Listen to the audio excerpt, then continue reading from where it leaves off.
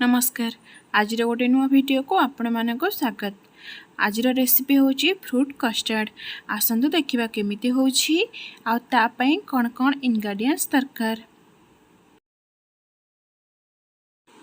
ता आगरु जदि आम चैनल नुआ अछंती ताहाले आम चैनल को सब्सक्राइब करंतु, पाखर थिबा बेल आइकन को दबांतु आ ऑल नोटिफिकेशन को ऑन कर दियंतु, जहाँद्वारा कि मो भिडियोर नुआ नुआ अपडेट आ नोटिफिकेशन आपण मान पाखरे सर्वप्रथमे पहुँची पारिबो।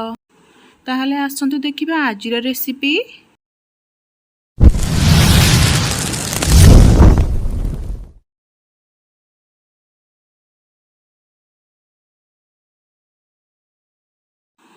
देखंतु फ्रूट कस्टर्ड करिबा पई मु एठी गोटे कड़ाई को गरम करि नेछि।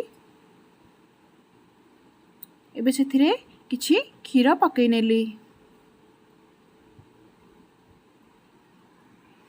एबे क्षीर को टिके हल्का गरम होबा को छाड़ दबा। देखंतु क्षीर टिके गरम होई आसलानी। एबे मु सेथिरे किछि चीनी पकई नेली। एबे क्षीर को भलरे गोळेई नबा, जेमिति कि चीनी क्षीर सहित मिसी जीवो।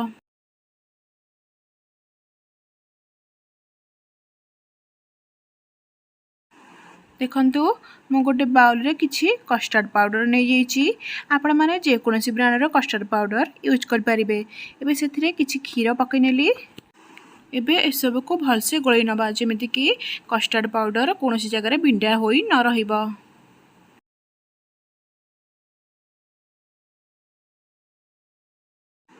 देखंतु कस्टर्ड पाउडर को मु क्षीर सहित भलसे गोळेई नेछि। देखंतु एपटे क्षीर सहित चीनी भलसे मेल्ट हो जाइछि। एबे हमें क्षीर को टिके गोळेई नबा। एबे हमें सेथिरे कस्टर्ड रो मिक्सचर को पकई नबा।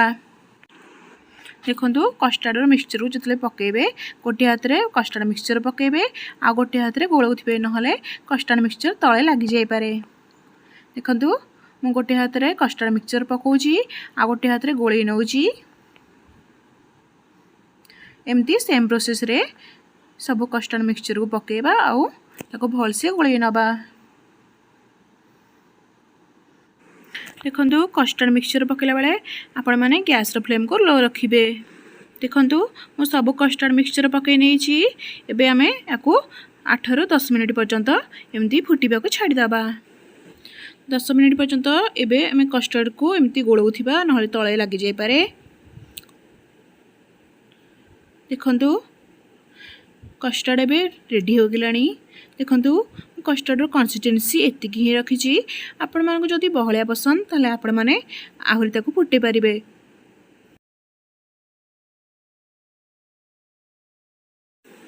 देखंतु कस्टर्ड एबे संपूर्ण रूपे प्रस्तुत हो जाइछि। एबे हमें कस्टर्ड को किछि समय फैन तळे रखि ठंडा हबा को छाडी दबा। आपण माने चाहिले फ्रिज रे रखि पारिबे। एबे हमें ताको 20 ରୁ 30 मिनिट पर्यंत ठंडा हबा को छाडी दबा। देखंतु फ्रूट कस्टर्ड करिया पई म एटी किछि सेव काटी नेछि, आ किछि अंगूर काटी नेछि, आ किछि डाळिंबर मंजी छडै नेछि, आ किछि काजू नै जाइछि। आपण माने चाहले काजू को स्किप करि परिबे। आपण माने चाहले आंबो आ अमृतभंडा भी यूज करि परिबे।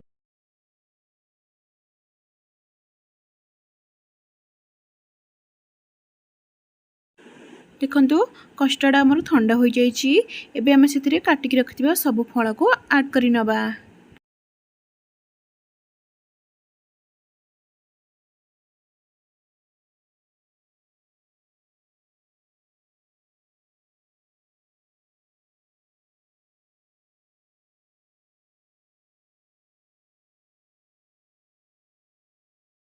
एबे सब को भलसे गोळेई नबा।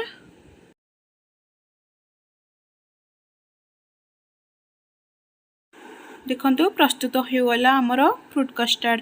एबे हमें फ्रूट कस्टर्ड को ठंडा हवा पई 4 ରୁ 5 घंटा पर्यंत फ्रिज रे रखि नबा।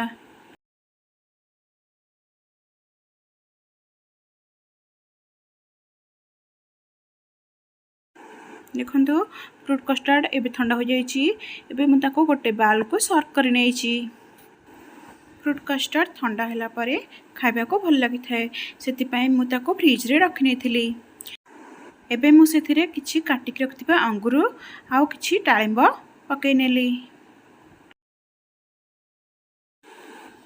एबे सेथिरे किछि काजू आउ किछि काटिक रखिथिबा सेव पकै नेली। देखंतु प्रस्तुत हो गला हमर फ्रूट कस्टर्ड।